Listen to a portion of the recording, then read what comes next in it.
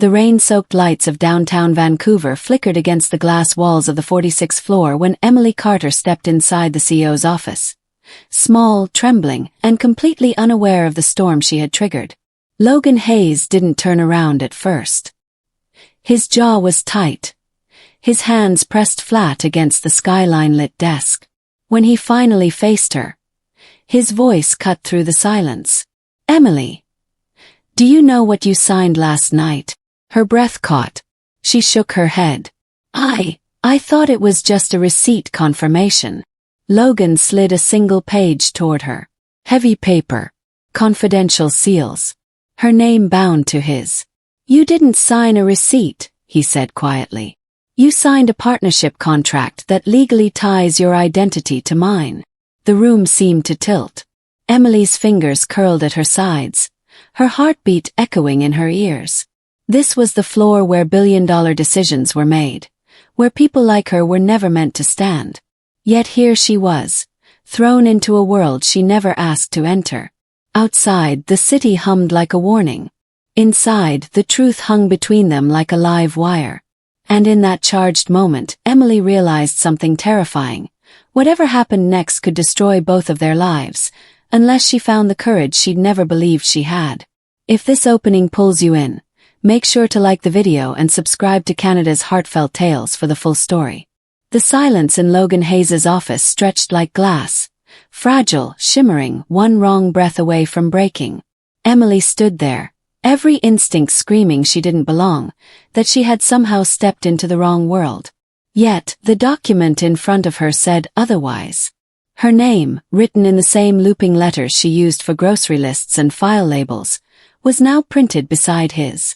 Logan's gaze lingered on her, steady, searching. "You didn't do this on purpose," he said at last, his voice quiet but charged. "But it doesn't matter. The board will see this as a scandal. The media will twist it into something ugly." Emily swallowed hard. "Then fix it," she whispered, her voice trembling. "Please. Just make it go away." Logan sighed, leaning against the desk. The skyline shimmered behind him, 1,000 city lights blinking like judgment. "It's not that simple. If we destroy the document, it looks like we're hiding something. If we admit it, it looks like an affair." Her pulse raced. The words "we" and "affair" in the same sentence made her dizzy. He must have noticed because his expression softened slightly. "You're safe, Emily. I'll protect you. But until this is resolved." He hesitated, the kind of hesitation that meant the next words would change everything. "You can't leave the company." The air felt colder suddenly, the walls closing in. Emily nodded numbly, gathering the folder against her chest like a shield. When she turned to leave, Logan's voice followed, quieter but heavier. "I'm sorry this happened to you. And I promise, no one will find out." But people always found out. The rumor began 3 days later. Someone, and Emily already knew who, had whispered a single line in the break room. "She's not just some assistant. She's sleeping with the boss." By noon, it wasn't a whisper anymore. It was an infection, spreading through every hallway, every half-smile and passing glance. Emily could feel it in the air, the shift, the weight of judgment. The way laughter stopped when she entered the room. Her stomach tightened when she saw Sloane Bishop at the copier, pretending not to look at her. The woman's eyes flicked up for just a second, sharp as a knife, then back to the papers. A smirk played on her lips. "Rough week, Carter," Sloane said lightly, sliding a stack of documents into a binder. Emily froze, hands gripping the folder she carried. "You know what's being said isn't true." "Oh, I'm not saying anything." Sloane's tone was sugar over ice. "But perception is everything here. You might want to learn that." Emily walked away before she said something she couldn't take back. But her hands were shaking. She could feel her heart pounding in her throat, not from fear this time but anger. That night, she stayed in the archives long after everyone had gone home. The hum of the fluorescent lights was her only company. She opened the same file she'd signed by mistake and stared at her signature, a small, innocent mark that had rewritten her life. "Why me?" she whispered to the empty room. The next morning, she found a note on her desk. Meeting. 10 a.m. Conference Room 4B. No sender. Just that. When she walked in, every major executive was already seated, including Logan, who looked furious. The chairman of the board, Mr. Clark, tapped his pen. Ms. Carter, it's come to our attention that you are listed as a confidential partner to Mr. Hayes. Would you like to explain how that happened? Emily's throat felt dry. It was a mistake, she said quietly. I signed the wrong form. A few chuckles rippled through the room. Sloane's voice rose above them. A mistake. That's convenient. You expect us to believe a low-level employee somehow signed a top-level partnership agreement without realizing it. Logan's eyes snapped to her. Enough, Sloane. But Sloane wasn't done. With all due respect, sir, the integrity of this company is at stake. If this relationship, she let the word hang, becomes public, our merger could collapse. Emily clenched her fists under the table. She wanted to speak, but every word felt trapped beneath years of being ignored. Then Logan stood. Let's clear something up. Ms. Bishop, you handed Emily that document. The room went still. Sloane's color drained. You told her to sign it without explanation, Logan continued. Security footage confirms it. Murmurs spread like wildfire. Sloane opened her mouth, but no sound came out. Logan looked around the table. Emily didn't manipulate anyone. If anything, she's shown more integrity in 1 week than some of you have in your entire careers. For the first time in her life, Emily saw power not as dominance, but as defense. And it was standing on her side.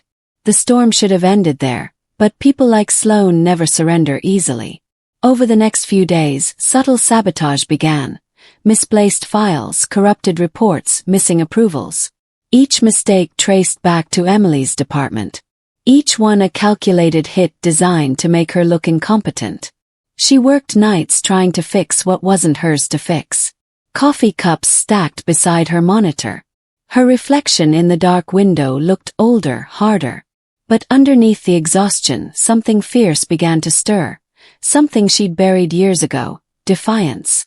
When Helen, the elderly archivist, found her asleep at her desk one evening, she gently laid a blanket over her shoulders. You don't have to fight alone, dear, Helen said softly. Emily blinked awake. I don't know how to fight people like her. Helen smiled. You don't fight their way. You fight with truth.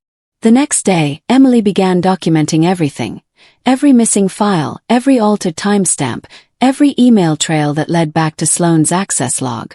Weeks passed in quiet resolve until she had a folder thicker than the one that had started it all.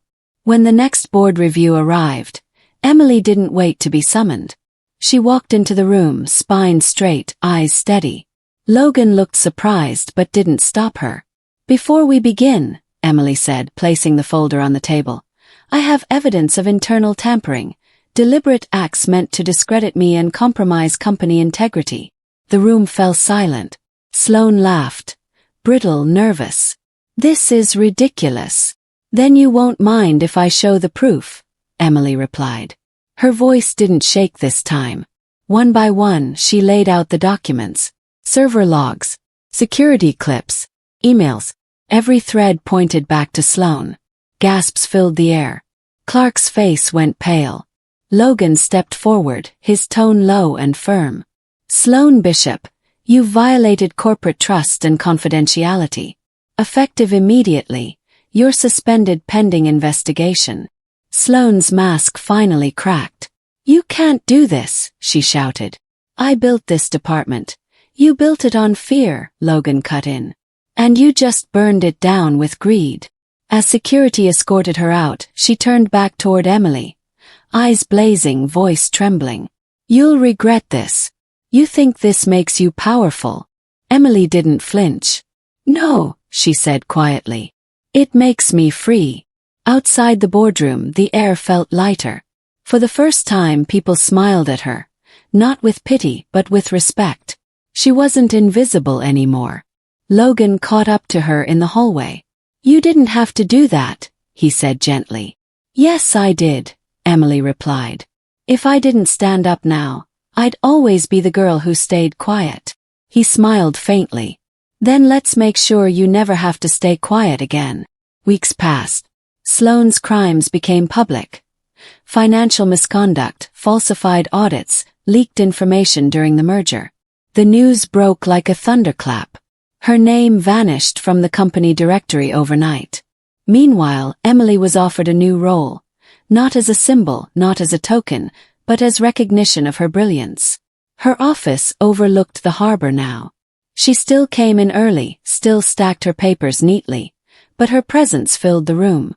Helen visited one morning, holding 2 cups of coffee. You look taller, dear, she said with a grin. Emily laughed softly. Maybe I just stopped shrinking. Later that evening, as the city glowed beneath a slow snowfall, Emily stood on the same rooftop where everything had begun. Logan joined her. His coat dusted white with flurries. She tried to destroy you, he said quietly. Emily nodded. But she only made me stronger. He smiled, hands in his pockets. You know, most people would have quit. I almost did, she admitted. But then I realized something. Being small doesn't mean being powerless. The wind carried her words into the night like a promise. Below them, the lights of Vancouver reflected in the harbor. A city of chances, mistakes, and quiet miracles. Emily Carter, once invisible, had rewritten her place in the story. Not by accident this time, but by choice. And somewhere far away, in a dim apartment filled with boxes and bitterness, Sloane Bishop stared at the termination notice glowing on her laptop screen. Her reflection in the dark monitor looked nothing like the woman she used to be. All sharp edges dulled, ambition hollowed out by the weight of her own arrogance. For the first time, she whispered into the silence. Maybe I was wrong. But there was no one left to hear it. Back at Aldridge Industries, the world kept turning. Contracts came and went. Deals closed. Life moved forward. Yet, in the quiet moments before dawn, when the office lights glowed golden against the glass, you could still find Emily in the archives sometimes. Her sanctuary, her beginning. Only now, she walked through it differently. I'm sure. Because she had learned the most powerful truth of all. You don't need to be loud to be strong. You just need to stand. The city moved on, but something inside Emily never went back to how it was. She no longer shrank from her reflection in the elevator doors or kept her voice small in crowded rooms. There was a steadiness now. Quiet but unshakable. One afternoon, she passed a group of new interns in the lobby. They didn't know her story, not really. But they smiled as she walked by. The way people do when they recognize confidence in someone who's earned it the hard way. She smiled back, knowing how far she'd come from the girl in the basement who signed without looking. Up in her office, sunlight spilled across the desk where a single paper rested. Blank, waiting. She picked up her pen and paused, remembering everything that had brought her here. Then slowly she began to write. This time with full awareness, no fear, no apology. Truth had cost her, yes. But it had also set her free. And freedom, she realized, was not about escaping mistakes. It was about owning them and choosing who to become next. Outside, the harbor glittered beneath the late afternoon light. The world felt wide again. If Emily's journey moved you, share her story so others can find their strength too. And don't forget to like, share, and subscribe to Canada's Heartfelt Tales, where real stories remind us that courage, no matter how quiet, can change everything.